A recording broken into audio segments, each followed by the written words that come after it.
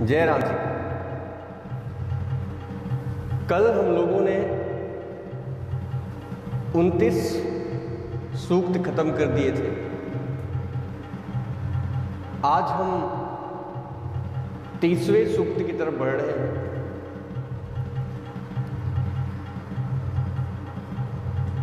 अभी तक आप लोगों ने 328 श्लोकों का अध्ययन कर लिया है। अभी हम लोग जो अध्ययन कर रहे हैं वो ऋग्वेद है। अभी हम ऋग्वेद का अध्ययन कर रहे हैं और आज हम 30 सूक्त नंबर 30 शुरू करेंगे। बीच बीच में कुछ बातें आपसे होती रहेंगी, लेकिन जैसे कि थोड़ा सा समय भी ज़्यादा हो गया है, समय ना वेस्ट करते हुए लेट्स स्टार्ट।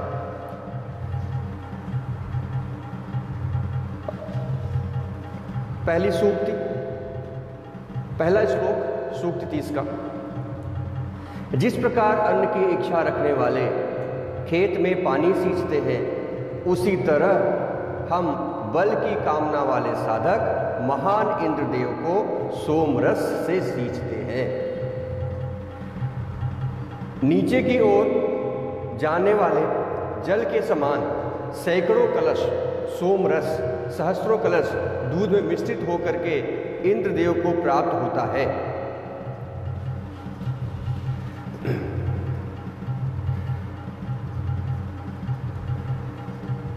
इस प्रकार इंद्रदेव की स्तुति करते हुए तीसरे श्लोक में कहा गया है, समुद्र में एकत्र हुए जल के सदृश सोमरस इंद्रदेव के पेट में एकत्र होकर उन्हें हर्ष प्रदान करता है। हे इंद्रदेव, कपोत जिस स्नेह के साथ गर्भवती कपोती के पास रहता है, उसी प्रकार स्नेहपूर्वक यह सोमरस आपके लिए प्रस्तुत है। आप हमारे निवेदन को स्वीकार करें। जो स्तोत्रागण, जो याचक, हे इंद्रदेव, हे धनपति, हे स्तुतियों के आश्रयभूत, हे वीर इत्यादि स्तुतियां करते हैं, उनके लिए आपकी विभूतियां प्रिय एवं सत्य सिद्ध होती हैं। सैकड़ों याज्ञिक श्रेष्ठ कार्यों को संपन्न करने वाले हे इंद्रदेव, संघर्षों, यहां संघर्ष का मतलब है जीवन संग्राम। जो इस जीवन संग्राम में हमारे संरक्षण के लिए प्रयत्नशील रहते हैं, हम आपसे अन्य समस्त श्रेष्ठ कार्यों के विषय में भी परस्पर विचार विनिमय करते रहें, ऐसी हमें आप प्रेरणा दें। सत्कर्मों के शुभारंभ में एवं हर प्रकार के संग्राम में बलशाली इंद्रदेव, हम अपने संरक्षण के लिए आपका मित्रवत आह्वान करते हैं। हमारी प्रार्थना से प्रसन्न होकर के वे इंद्रदेव निश्चय ही सहस्त्रों रक्षा साधनों तथा अन्य ऐश्वर्य आदि सहित हमारे पास आएंगे, ऐसी हमारी इच्छा है। हम सहायता के लिए स्वर्ग धाम के वासी बहुतों के पास पहुंचकर उन्हें नेतृत्व प्रदान करने वाले इंद्रदेव का आह्वान करते हैं। हमारे पिता ने भी ऐसा ही किया था। हे विश्व आदरणीय इंद्रदेव, बहुतों द्वारा आवाहित किए जाने वाले आप श्रोताओं के आश्रयदाता और मित्र हैं।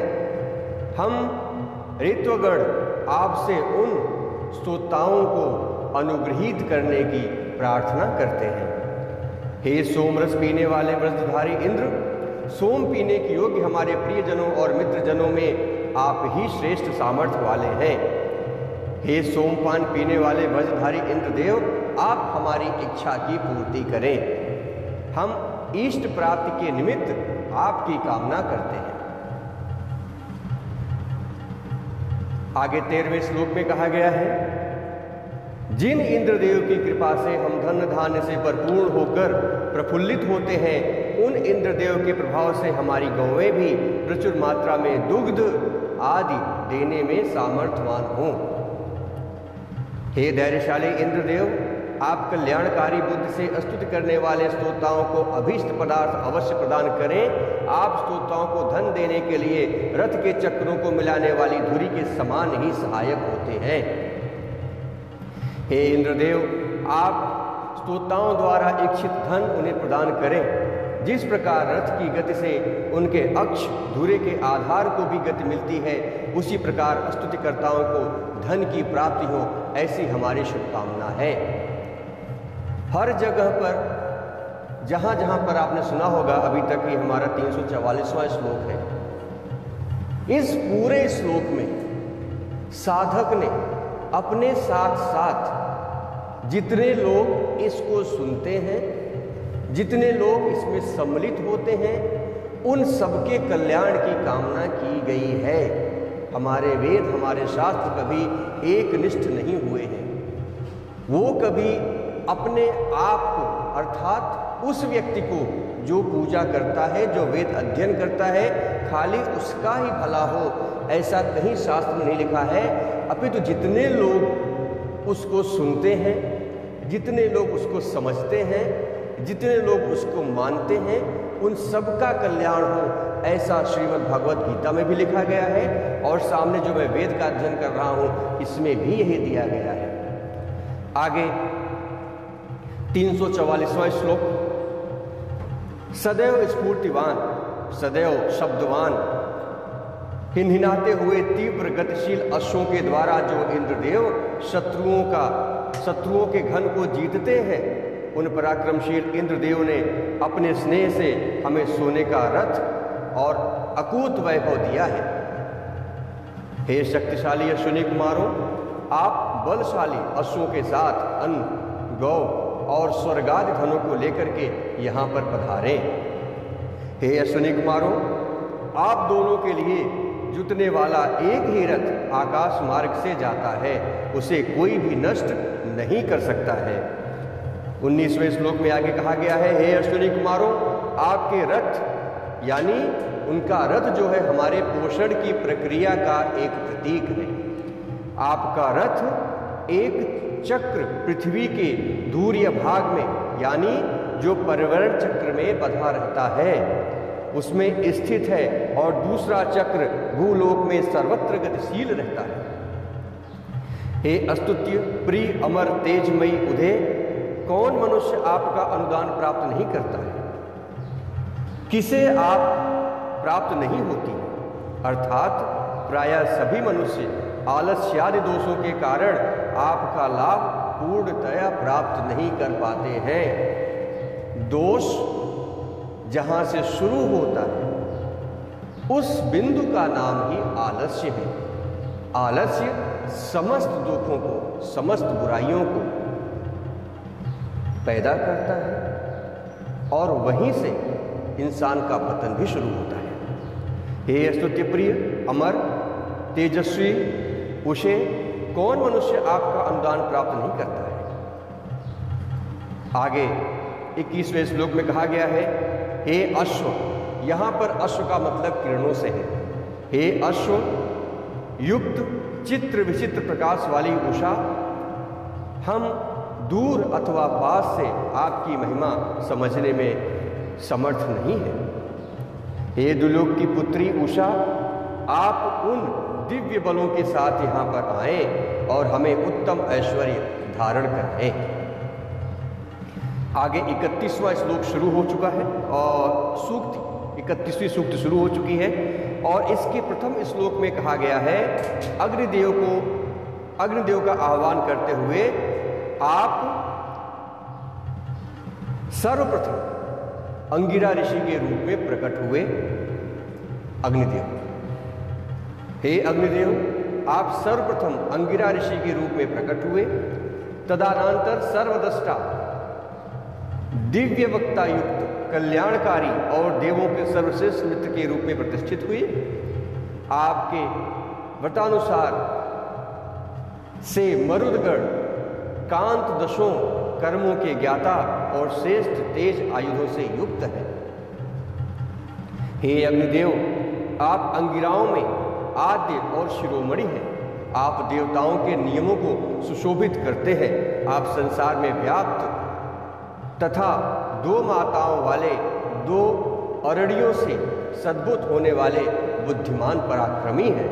आप मनुष्यों के हितार्थ सर्वज्ञ विद्यमान रहने वाले हैं।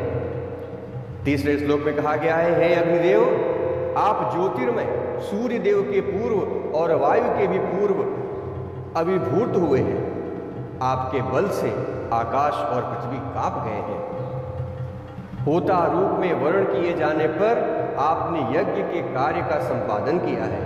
देवों का यजन कार्य पूर्ण करने के लिए आप यज्ञ वेदी में स्थापित हुए हैं। चौथे श्लोक में आगे कहा गया है, हे अग्निदेव, आप अत्यंत श्रेष्ठ कर्म वाले हैं। आपने मनु और सुकर्मा पूर्वा को स्वर्ग के आशय से अवगत कराया है। आप मातृ पितृ रूप 2 कष्टों के मंथन से उत्पन्न हुए हैं, तो सूर्य देव की तरह पूर्व से पश्चिम तक आप व्याप्त हो गए हैं। 5वें श्लोक में आगे अग्निदेव को कहा गया है, हे अग्निदेव, आप बड़े ही बलिष्ठ और पुष्टिवर्धक हैं। हविदाता श्रुवा हाथ में लिए स्तुति को उद्यत है। जो कष्टकर युक्त आहुति देता है, उस याजक को आप अग्रणी पुरुष के रूप में प्रतिष्ठित करते हैं। 6वां श्लोक, प्रशंसा अग्निदेव की। हे विशिष्ट दृष्टा अग्निदेव, आप पाप कर्मियों का भी उद्धार करते हैं। बहुसंख्यक शत्रुओं का सब ओर से आक्रमण होने पर भी थोड़े से वीर पुरुषों को लेकर आप समस्त शत्रुओं को मार गिराते हैं। हे अग्निदेव, आप अपने अनुचर मनुष्यों को दिन प्रतिदिन अमर पद का अधिकारी बनाते हैं, जिसे पाने की उत्कृष्ट अभिलाषा देवगण और मनुष्य दोनों ही करते हैं। वीर पुरुषों को अन्न और धन द्वारा आप सुखी बनाते हैं। 8वें श्लोक में कहा गया है, हे अग्निदेव, प्रशंसित होने वाले आप हमें धन प्राप्त करने का सामर्थ्य दें। हमें यशस्वी पुत्र प्रदान करें। नए उत्साह के साथ हम यज्ञ कर्म आदि करें। दावा पृथ्वी और देवगण हमारी सब प्रकार से रक्षा करें। आप ऐसी व्यवस्था करें प्रभु। हे निर्दोष अग्निदेव, सब देवताओं में चैतन्य रूप धारण करके हमारे मातृ पितृ रूप उत्पन्न करने वाले आप हैं। आपने हमें बोध प्राप्त करने की सामर्थ्य दी है। कर्मों को प्रेरित करने वाली बुद्धि विकसित की है। हे कल्याण रूप अग्निदेव, हमें आप संपूर्ण ऐश्वर्य भी प्रदान करें, ऐसी आपसे कामना हम करते हैं। हे अग्निदेव, श्लोक 10, हे अग्निदेव, आप विशिष्ट बुद्धि संपन्न हमारे पिता रूप आयु प्रदाता और बंधु रूप हैं। आप उत्तम वीर, अटल गुण संपन्न, नियम पालक और असंख्यों धनों से आप संपन्न हैं। हे अग्निदेव, देवताओं में सर्वप्रथम आपको मनुष्य के हित के लिए राजा के रूप में स्थापित किया गया। फिर से सुनिए, हे अग्निदेव, देवताओं ने सर्वप्रथम आपको मनुष्यों के हित के लिए राजा के रूप में स्थापित किया था। मतलब सर्वप्रथम जो राजा थे, जो देवराज थे, वो अग्निदेव थे। तत्पश्चात जब हमारे हिरण्यस्तूप ऋषि पिता अंगिरा ऋषि ने आपको पुत्र रूप में आविर्भूत किया, तब देवताओं ने मनु की पुत्री इला को शासन, अनुशासन और धर्मोपदेश करजी बनाया था। हे अग्निदेव, आप वंदना के योग्य हैं। ये श्लोक नंबर 12 है। हे अग्निदेव, आप वंदना के योग्य हैं। आपने रक्षण साधनों से धन युक्त हमारी रक्षा की है। हमारे शारीरिक क्षमता को अपने सामर्थ्य से आप पोषित करें। शीघ्रता पूर्वक संरक्षित करने वाले आप हमारे पुत्र पौत्र आदि गवादि पशुओं के आप संरक्षक हैं। हे अग्निदेव, आप याजकों के पोषक हैं। जो सज्जन हविदाता आपको श्रेष्ठ पोषक अभियान देते हैं, आप उनकी सभी प्रकार से रक्षा करते हैं। आप साधकों, उपासकों की स्तुति हृदय से स्वीकार करते हैं। हे अग्निदेव आप स्तुति, ये श्लोक 14 है। हे अग्निदेव आप स्तुति करने वाले ऋतुजों को धन प्रदान करते हैं। आप दुर्लभों को पिता के रूप में पोषण देने वाले और अज्ञानी जनों को विशिष्ट ज्ञान प्रदान करने वाले मेधावी हैं।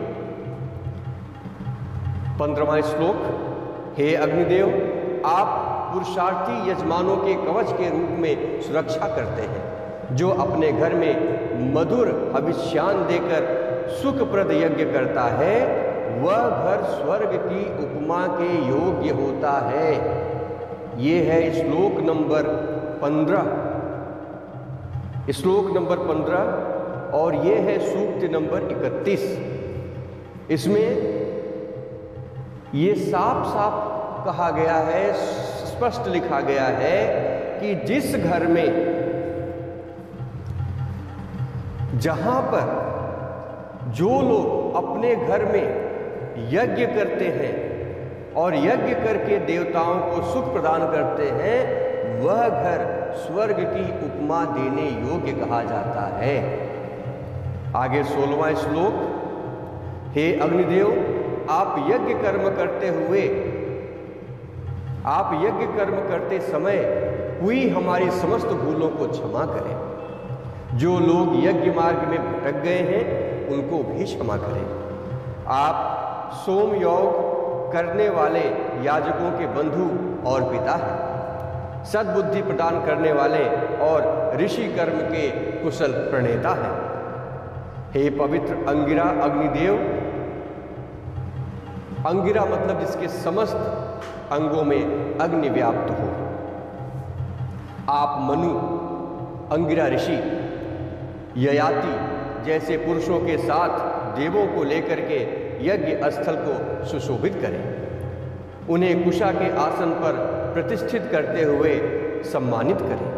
हे अग्निदेव इस मंत्र रूपी स्तुतियों से आप वृद्धि को प्रदान करें। अपनी शक्ति या ज्ञान से हमने जो व्यजन किया है उसे हमें ऐश्वर्य प्रदान करें। बल बढ़ाने वाले अन्नों के साथ शुभ मति से हमारे संपूर्ण कार्य को संपन्न करें। मित्रों, अभी हम 32वें सूक्त में चल रहे हैं। तो आपसे एक प्रार्थना जरूर है कि हर कोई यहां पर एक मनुष्य है और मनुष्य का स्वभाव होता है गलतियां करना। मैं इसको इस भावना से आपके समक्ष प्रस्तुत कर रहा हूं ताकि हमें और आपको दोनों को इससे ज्ञान प्राप्त हो, हम लोग इसका अध्ययन करें। इस श्रृंखला में या इस कार्य को करने के दौरान अगर हमारी कोई त्रुटि हो या हमसे कोई ऐसी बात हो गई हो जो कि आपको बुरी लगी हो, तो उसके लिए हमें क्षमा करिएगा और हमारी कमियों को नजरअंदाज करते हुए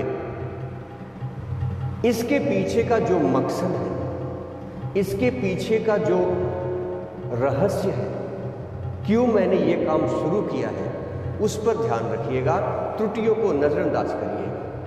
इसी कामना के साथ आइए शुरू करते हैं सूक्त नंबर 32।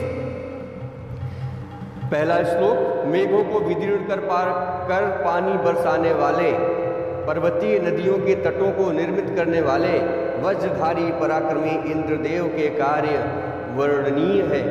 उन्होंने जो प्रमुख वीरता पूर्वक कार्य किए हुए हैं वो ये ही है। इंद्रदेव के लिए त्याष्टा देव ने शब्द चलित वज्र का निर्माण किया था। शब्द चलित वज्र का मतलब जो शब्दों के साथ और शब्दों के अनुसार चलता हो। उसी से इंद्रदेव ने मेघों को विदीर्ण करके जल बरसाया था। रंभाती हुई गौओं के समान वे जल प्रवाह वेग से समुद्र की ओर चले जाते हैं। आगे तीसरे श्लोक में लिखा हुआ है, अति बलशाली इंद्रदेव ने सोम को ग्रहण किया। यज्ञ में 3 विशिष्ट पात्रों में अभिशव किए हुए सोम का पान किया। ऐश्वर्यवान इंद्रदेव ने बाण और वज्र को धारण करके मेघों के प्रमुख मेघ को विदीर्ण किया।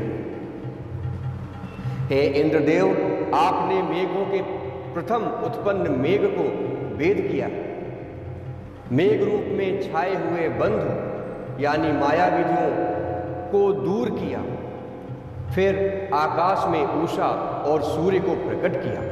अब कोई भी अवरोधक शत्रु शेष नहीं है। 5वें श्लोक में आगे कहा गया है,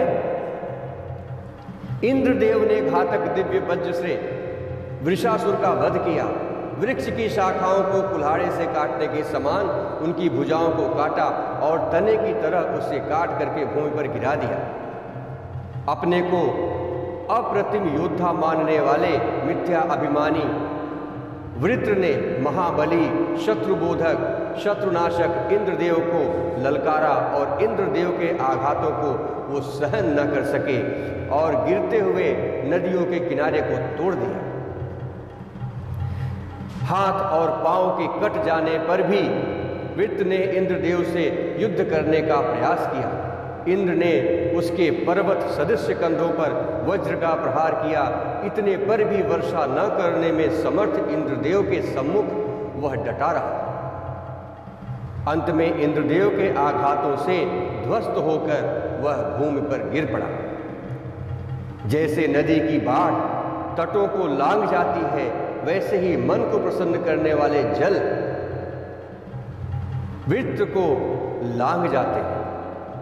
जिन जलों को वृत्र ने अपने बल में आबाद किया था, उन्हीं के नीचे वृत्र मृत्युशैया पर पड़ा सो रहा था। वृत्र की माता झुक करके वृत्र का संरक्षण करने लगी। इंद्रदेव के प्रहार से बचाव के लिए वह वृत्र पर सो गई। फिर इंद्रदेव ने नीचे से उस पर प्रहार किया। उस समय माता ऊपर और पुत्र नीचे था। जैसे गाय अपने बछड़े के साथ सोती है और अपने बछड़े की रक्षा करने की कोशिश करती है, एक स्थान पर न रुकने वाले अविश्रांत मेघरूप जल प्रवाहों के मध्य वृत्र का अनाम शरीर छिपा रहता है। वह दीर्घ निद्रा में पड़ा रहता है, उसके ऊपर जल प्रवाह बना रहता है। पणि नामक असुर ने जिस प्रकार, असुर का नाम क्या था? पणि। इस असुर ने जिस प्रकार गौवों अथवा किरणों को अवरुद्ध कर रखा था, उसी प्रकार जल प्रवाहों को अगतिशील वृत्र ने रोक रखा था। वृत्र का वध करके आप प्रवाह को खोलने वाले हैं। हे इंद्रदेव, जब कुशल योद्धा वृत्र ने वज्र पर प्रहार किया, तब घोड़े की पूंछ हिलाने की तरह बहुत आसानी से आपने अविचलित भाव से उसे दूर कर दिया। हे महाबली इंद्रदेव, सोम और गौवों को जीतकर आपने गंगा आदि 7 सरिताओं को प्रवाहित किया। इन सभी सरिताओं को जिसने अवरुद्ध कर रखा था, उसका नाम था वृत्र। आगे 13वें श्लोक में कहा गया है, युद्ध में वृत्र द्वारा प्रेरित भीषण विद्युत, भयंकर मेष गर्जन, जल तथा हिम वर्षा भी इंद्रदेव को नहीं रोक सकी। वृत्र के प्रचंड घातक प्रयोग भी निरर्थक हुए। उस युद्ध में असुर के हर प्रहार को इंद्रदेव ने निरस्त करके उसे जीत लिया। हे इंद्रदेव, आप वृत्र का वध करते समय यदि आपके हृदय में भय उत्पन्न होता, तो किसी दूसरे वीर को उस असुर का वध करने के लिए नहीं भेजा जा सकता था। अर्थात उसका वध करने के लिए दूसरा कोई योग्य नहीं था। ऐसा करके आपने 99 लगभग संपूर्ण प्रवाहों को बाज पक्षी की तरह पार कर लिया। इस 32वें सूक्त के अंतिम और 15वें श्लोक में लिखा गया है, हाथों में वज्र धारण करने वाले इंद्रदेव मनुष्य, पशु आदि सभी स्थावर जंगम प्राणियों के राजा हैं। शांत एवं क्रूर प्रकृति के सभी प्राणी उनके चारों ओर उसी प्रकार रहते हैं जैसे चक्र के नेम के चारों ओर उसके आरे घूमते रहते हैं। कल हम सूक्ति 33 शुरू करेंगे। हमने अपने आप को 30 मिनट के बंधन में बांध रखा है। इस 30 मिनट में, आधे घंटे में जितना हम लोग अध्ययन कर पाते हैं, हमारी कोशिश है कि उतना अध्ययन किया जाए। अभी तक इन 4 दिनों में, मात्र 4 दिनों में हमने 386 श्लोकों का अध्ययन कर लिया है। अभी अगर आपसे कोई पूछे कि वेद पुराण क्या है, तुम्हें क्या मालूम, तो आप बड़े गर्व के साथ कह सकते हैं कि हम वेद का अध्ययन कर रहे हैं और हमें वेद के बारे में पता है। और इसी तरह अगर आप साथ में जुड़े रहें तो हम समस्त वेदों का, समस्त पुराणों का और समस्त शास्त्रों का संपूर्ण अध्ययन करेंगे। ये समय बताएगा कि शायद समय बढ़ाना पड़े या जो भी होगा, जैसा भी आप लोगों की राय रहेगी, जैसे आप लोगों का मशविरा रहेगा, उसके हिसाब से हम काम करेंगे। लेकिन फिलहाल कल आपसे मिलने का वादा है। तब तक के लिए जय राम जी की।